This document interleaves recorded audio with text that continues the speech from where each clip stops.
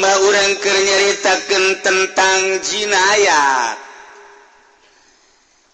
Berarti hubunganana jeung perusakan tentang jiwa, tentang anggota. Maka isyaratkeun syaratna tentang dakwaan pembunuhan teh aya genep. Urang keur nyaritakeun tentang mudda'i jeung mudda'aleh. Sakumaha nu dijelaskan ku Kangjeng Nabi, al-bayyinatu 'alal mudda'i wal yamin 'alal mudda'aleh illa fil qasamah.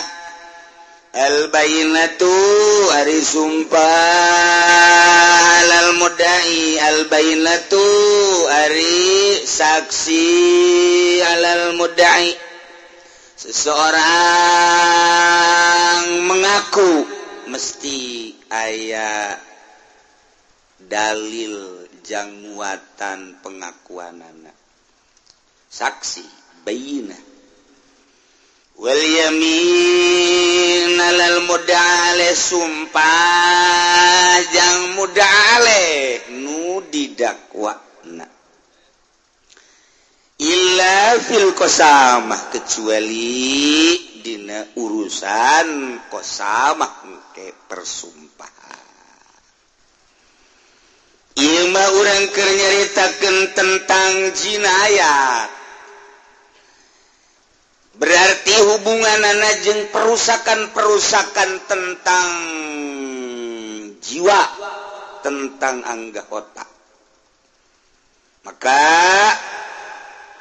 isyaratkeun syaratna tentang dakwaan pembunuhan teh aya genep. Nomor kahiji antakuna malumatan, kudu maklum kaayaan nu didakwana, kudu maklum bi ayu fasila ma yad'ihi, secara kudu dirinci naon nu diakuna. Zaid boga bapa ngaranna Khalid, kemudian terbunuh, dicarilah pembunuhna. Cari, kuari kacium ku polisi, pembunuhna adalah Ki Bakar. Angkat Ki Bakar. Kemudian diinterogasi Ki Bakar teh, ajukan ke meja hijau. Tak eta teh teu meunang langsung diponis bahwa pembunuh Khalid ialah Bakar. Kecuali kudu aya kekuatan, terutama kudu aya barang buktina. Aya saksi, ialah al-bayyinah lil mudda'i. Nyana kudu ngarinci, ngajelaskan setelah memang benar Ki Bakar adalah pelaku pembunuh terhadap Khalid. Didinya kudu ngajelaskan nyana meme diponis yufassilu bi ayyu fasila ma yad'i. Motif pembunuhanana apakah ia terencana atau tidak, sengaja atau kesalahan, atau motifna mirip-mirip sengaja, syibih amdin. Nah, Ki Bakar setelah diinterogasi bahwa nyana benar adalah sebagai pembunuhna, ieu ulah waka dipolis kudu ngajelaskeun heuh motif pembunuhanana, apakah sengaja atau memang kesalahan, atau memang ieu syibih amdin, mirip-mirip kesengajaan. Lantaran kebeda kan hukumna antar sengaja jeung kesalahan atau syibih amdin. Nah, eta Ki Bakar mesti ngajelaskeun syarat pertama.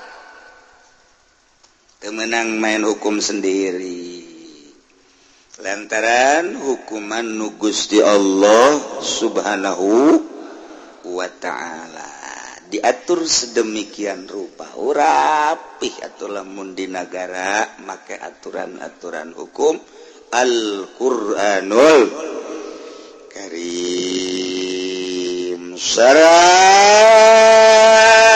nomor kedua takuna mulzamatan dakwanana kudung geus ditetepkeun geus palatus mau dakwah hibati sain teu bisa didenge jelema ngadakwah misalna dibere sesuatu tanpa aya dalil, tanpa aya kekuatan argumentasi.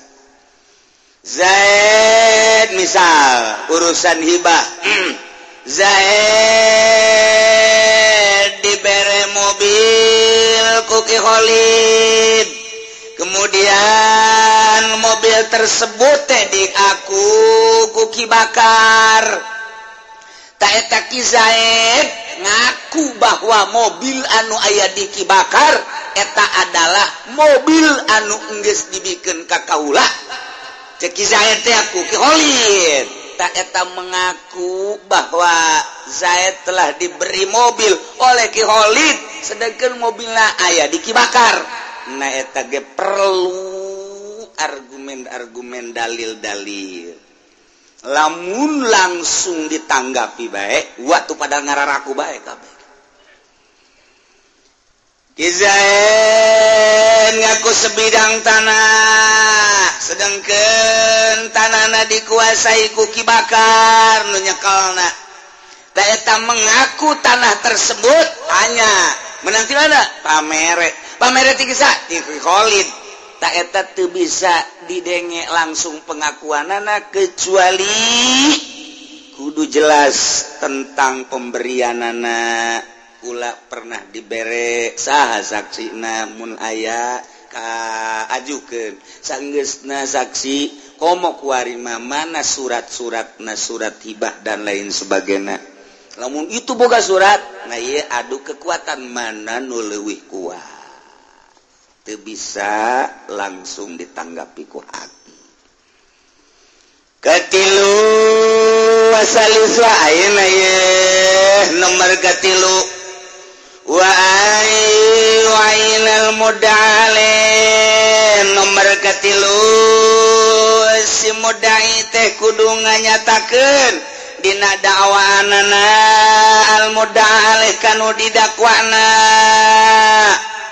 Zaid boga bapa ngaran Khalid terbunuh. Ternyata begitu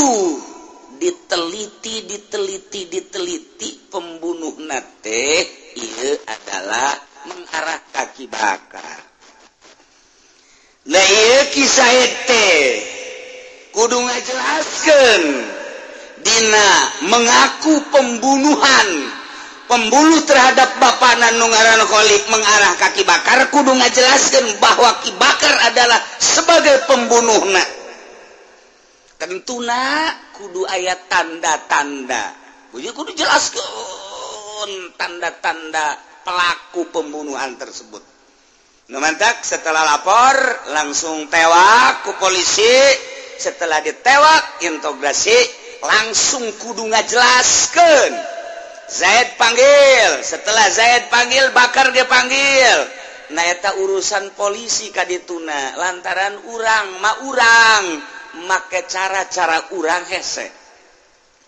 Madak polisi mah bener bisa jadi bener, salah bisa jadi salah. Dibalikeun deui bener jadi salah, salah jadi eta doang itu kuat mentah. Bener jadi bener mantep, salah jadi salah mantep, tapi bener jadi salah, salah jadi bener. Iya nu teu mantep nah. Sakola polisi mah urusan kos kitu teh. Nah, dibantulah ku ari ku pengacara ku advokat. Urusanana nyaho henteu, nyaksian henteu, tapi nya siap. Ta eta lah ai nya mah ngabantu eueuh masalah, tapi di jerona aya unsur-unsur bisnis. Dijadikan satu proyek emangnya nama didinya sakola nages proyek nage didinya mantak polisi mah mun ngadenge di lembur aman jeung kondusif nya nama teresepen lantaran teu jalan proyekna lamun ngadenge aya hal-hal anu perlu diberesan ku polisinya nama geus ketak pesa kumaha neuleuh buah ngora eta polisi eta kos kitu percis dunyian rumah sakit lamun ngadenge masyarakat sararehat bae nya nama belu bahasa mana teh belu belunya nama lamun ngadenge masyarakat teh sararehat teh sararial jasa aing ngebuangun mahal-mahal masyarakat nu asup ka rumah sakit aing diteluhan bae kitu ku aing teh carita sompral jadi memangnya nama proyek di dinya atuh ngadenge nu muriang teh resepen nya nama lantaran motifna kuari mah lain endeuh nyehatkeun tapi bisnis tapi ketika nyananyieun satu bangunan niat lillahi ta'ala jangan waraskeun secara lahiriah hakikat ti Gusti Allah eueuh masalah nyana alhamdulillah beuh masyarakat ieu sararehat nuhun aing teu riweuh cek nyana teh geus bae alhamdulillah nu penting para ke ibadah aing mah geus senang bae nu aya lillahi ta'ala eueuh tak pikiran naon-naon sebabnya ngabangun dage bangunan lagi teh nyokot di bank menang sorangan lillahi ta'ala cenah anu perlu diopnam aya tempatna dideuleuh jelemana ieu mah jelema susah mampuna sabaraha tah ieu di dieu ieu mah rada ieu di dieu ieu mah rada luhur ieu mah di dieu cenah teu kabayar ku meuli obat dage geus pokona mah aing mah nu penting calalager bae alhamdulillah pokona aing mah neuleuh sia calalager bae ge cenah mayarna nu ku kotok masalah cenah ku embe masalah teh mah imah sia bae atuh tama merat ngarana entah ya mah ayo baik pokoknya mah ingun pengen cara lagi tama ganjaranna gede jasa ngan mana kuari nunyin rumah sakit model kos gitu teh coba mana mantak tak dokter nu kos gitu mah tah neuleuh sehat teh geus alhamdulillahirabbil alamin guys penting sararehat tapi anu ngabangunna memang jang bisnis mah ngadenge jelema sararehat kabeh teresep bila perlu nyieun nyana racun-racun nyieun nyana mentak dokter teh kuari mah aya makanan make campuran kitu obat-obat nah eta teh resepeun sebab engke 1, 2, 3 tahun bakal kena penyakit makanan ini nanti 1, 2, 3 tahun bakal terjangkit penyakit teresepen dokter mentak siap-siap jangan nyieun obat 3 tahun lagi nanti akan banyak penyakit sebab geus diciptakeun tina makanan anak kos kitu kos urang naik mobil di Jakarta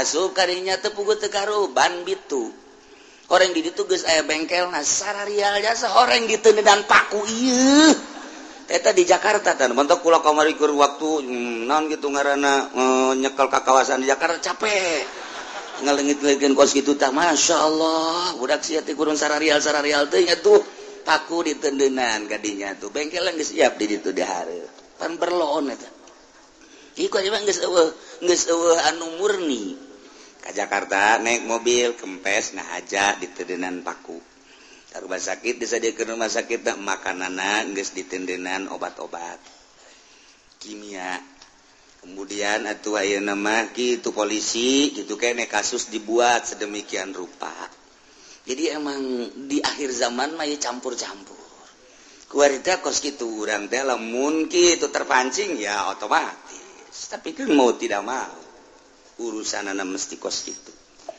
dah kudu gajelaskeun ye Wai-waina jeung kudu ngajelaskeun si mudayal mudaleh pelakuna kudu dijelaskeun bahwa nyana melakukan pembunuhan dengan aya barang bukti nyana kudu ngajelaskeun sorangan tah duaan tah tiluan tah atawa rame-rame eta kudu ngajelaskeun. Jadi kisah teh nuduh pun bahasa urang nama pelaku pembunuhan bapana nu ngaran Khalid adalah Ki Bakar kisah kudu ngajelaskeun laporan dengan laporan anu intensif nu otentik laporanana nu jelas supaya jelas engkena pelakuna Ki Bakar barang buktina aya dan lain-lain sebagainya tak kudu ngajelaskeun sorangan duaan tiluan jelaskeun ku Ki Zaid ngeunaheun ke polisina terus sidang di meja hijau kan enak teu meunang kieu Pak saya lapor ya siapa kamu saya Zaid orang mana Cikupa Pak laporan apa bapak saya nama Khalid Pak dibunuh oleh siapa pokoknya tangkeplah pokoknya tuh Bakar dan rekan-rekannya tangkap. Kok bisa begitu sih? Pokoknya tangkap dulu dah. Tangkap pujana, ayam meureun 5an. Zaid, ini Bakar dan rekannya sudah ditangkap. Ini siapa pembunuhnya? Pokoknya apa salah satu dari yang 5. Cak polisi sial amat sial. Atuh salah sahiji nu 5 teh nu mana? Pokoknya salah sahiji 5an eta lah pembunuhna. Teu bisa kitu, tetep kudu dijelaskeun. Atuh lamun salah sahiji mah meureun Bakar enak aja. Bener sia meureun dadap. Woi, sembarangan. Meureun sia waru. Wah enak aya lu. Enak aya. Oh, kampung Melayu berarti ya.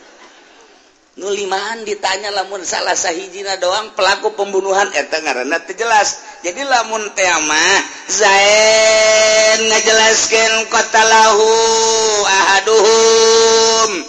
Pembunuh bapak kula teh salah sahijina tinu 5. Oh mau bari henteu dijelaskeun mah bahwa pembunuhan tersebut teh urang lembur eta. Nah eta teu bisa diterima. Tetap layah lupuhumul qadi fil asaq. Henteu bisa disumpah ku qadi heulana.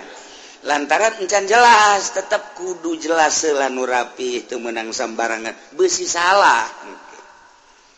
Kitu mentak kudu nyieun undang-undangna nu rapih beusi cara kajadian antara pengemudi jeung polisi teh. Zaid nyana usahana di beca. Urang Madura bisaan urang Madura mapan ngomongna. Aya sewa. Tangkap ku polisi. Balik. Ada apa, Pak? Enggak lihat rambu-rambu tuh, lihat. Saya lihat, Pak. Rambu-rambu apa itu? Beca dilarang masuk ke situ. Kenapa kamu masuk aja? Di situ gambarnya, Pak, beca tidak ada sewa. Ini kan ada sewa aja, Pak.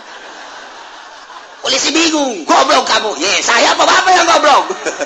Bikin rambu-rambunya yang benar dong. Tapi di situ kan ada di bawahnya dilarang beca masuk sini. Itu kan udah kamu bisa baca enggak? Enggak, Pak. Kamu nggak bisa baca. Kalau saya bisa baca, apa saya jadi polisi, Pak? Saya nggak bisa, cuman lihat aja di situ ada beca pakai palang begini, nggak boleh masuk. Saya lihat becanya kosong, saya ada isinya, Pak. Kata polisi, udah langsung atuh, blon kabehan, Pan. Kita bisa ada tuh orang Madura, sial jasa. Orang Madura, mau kos gitu mungelehnya nama. Sama sarua yang dilarang kencing, ngising di dinya sarajeng eta pantama dilarang kencing di sini. Oh nggak boleh juga kencing, berarti berak nggak boleh. Padahal mapan kencing bae nuringan teu meunang atuh komo ngising itu ge sarua beca kosong bae teu meunang atuh komo aya sewaan dasar urang Madura bloon. Tetapi polisi eleh bae gara-gara naon teu bisa baca nya. Nggak bisa baca kamu? Enggak, Pak. Beneran? Ya bener. Kenapa nggak bisa baca? Kalau saya bisa baca aja, saya jadi polisi. Ntar bapak yang saya tangkap. Udahlah, lurus. Ntar sewanya berapa bayarnya? Bayarnya 5.000 bagi 2 dong. Aduh, kata polisi Madura kos gitu. Tangerang menentu. Itu beda lebih parah malah. Aduh, Gusti Allah. Wayajriyali bidawa gosobin berlakulah dakwah jeung mudai jeung modal tentang dakwahan mengenai tentang gosob sarua sapeda Ki Zaid digosob ku Ki Bakar terjadilah dakwah mendakwa ka ieu geus teu meunang sambarangan tentang penuduhan penggosoban atau maling. Sarikotin yang sarikoh temenang langsung diponis seseorang tanpa dijelaskan lah. Di pabrik leungit sepatu sa kontainer maling mah biasa kan hiji 2 3 sampai 10 ieu mah sakontainer pan pohara tah mah pohara leungit sapatu eta sakontainer ya Allah ya Rabbi sarua aja leungit beusi ge sakontainer eta wih aya nu leungit pakaian sakontainer jadi mau maling teh sakontainer aju di mana eta engke transaksina di tol asal buntut jeung buntut ngadu bae kos kitu tadi tol tah singa teh tah nah eta kula pagawean baheula kos kitu tah kerja di Jawara tah kos aduh eta da badak beusi aya kontainer truk aju aya di sisi tah aya 2 kieu teh singa de terus aya polisi dia bangun nduk eta teh kitu polisina bangun nduk nangkep teh biasa nyana kuntang kinting padahal mah eta teh geus sakongkol atau polisian make pakaian polisi dan lain sebagainya kos nduk nangkep bae biasa padahal mah koreng bawaannya anak keneh bae kos gitulah lu geus seperti eta nah otomatis kan bos nanya manajer ditanya big boss nanya kok sepatu hilang langsung manajer ke bawah bener coba satpam kamu tahu ada mobil lewat ke sini satpam nggak tahu pak tadi malam nggak tahu enggak kenapa kamu nggak tahu tidur pak si satpam kudu digantung ya manya satpam tidur bos bagi THS aja nah satu genahannya nah bloon tas satpam teman-teman baheula teh aya hebat dek nangkep satpam babari para satpam ya nah kamu telah menjaga perusahaan aku yang dengan baik sekali ya pak akan saya beri hadiah siapa yang nanti malam mimpi maka akan saya beri hadiah sebesar-besarnya siapa yang bisa mimpi itulah satpam yang baik oke pak waduh geus bunga bae nya masya Allah atuh penting teh harare satpam dia hayang ngimpi laporan isuk-isuk siapa semalam yang mimpi saya pak mimpi apa mimpi di udag-udag pocong pak ini saya juga mimpi ngan usaura kamu mimpi enggak yang benar enggak pas saya enggak mimpi kenapa kamu enggak mimpi enggak tidur kenapa kamu enggak tidur tugas saya kan jaga Pak Masa harus tidur nah berarti satpam yang diberi hadiah yang besar inilah yang tidak mimpi yang mimpi berarti blow on semua pecat keluar semua sial cak nu dipecat ya eta mah kos kitu ai pagawean sorangan bae ulah menang di bongbro nu mantap ku hari kiai loba nu dipecat ge kiai mah pagaweanna ngaji sakola henteu kuliah henteu kudu sadar dirinya namangan sakadar ti majlis ka imah ka masjid ti majlis ka imah ka masjid bejakeun nu haram-haram nu halal-halal tanpa aya muatan-muatan nanaon eta kiai ku ari kiai diajak kampanye ieu dipecat ku Gusti Allah dipecat kiai nu kampanye ku Gusti Allah dipecat naon sebabna sebab ieu satpam hees sarua tah pemecatan anak satpam aku bos ieu langsung ku big boss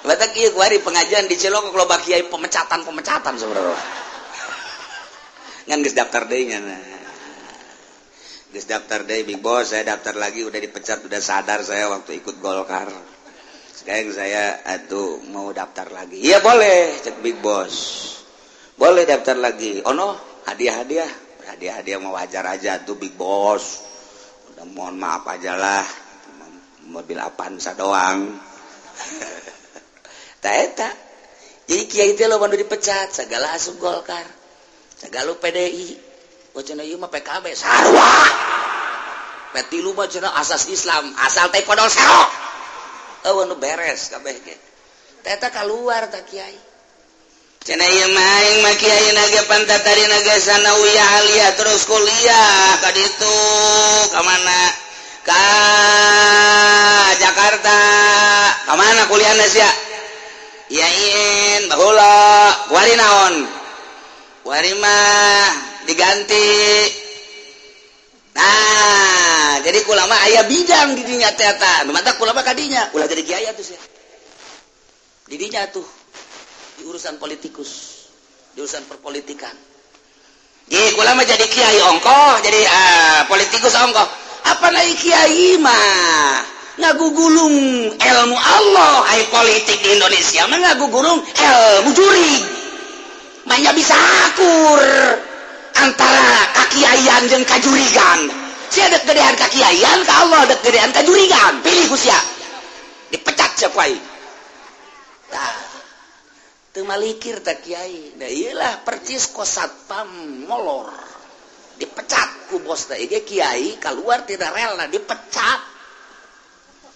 Mata embungeun masyarakat ngaji di tongtrongan bae ge tongtrong datang ka songhek tongtrong tambah make sapeker dulur majelis geus bagus ya kulan teh gara rajin bolon cek masyarakat sia nu bolon ngadu jeung masyarakat goblok sia teh kieu tolol je teh daekeun gara raji ulah ka ngajakan batur kiai heula apaan sabeuleum tah. Aduh Gusti Allah sakieu aing balik lah sudah ngaji nah terus anu nita ngaji ka dieu geus minggu hareup lolos tadi itu ngaji jeung bupati ka ditu jeung gubernur abeh saruang ke di pondok bambu ka ditu pondok bambu teh naon. Ya Allah ya teh ieu keur carita pemecatan keluar tina rel teh kiai mah tuh sakola teu naon teh geus ngaji ka majelis jeung santri masjid itu geus ka imah aya we nu paeh kadinya diondang nyala teu aya nu deuk hajatan kadinya kitu rasulan nyala kadinya hadiah puji beres geus aya we nu meuli mobil alaga meuli mobil anyar nya waduh kudu disembur heula ieu lamun teh disembur cilaka sia bisa atuh ka imah heula atuh kudu make kukudang kiai ge sarua nipu mah nipu bae sarua ngan teu kanyahoan kiai mah nipuna urusan gaib pan tah mah.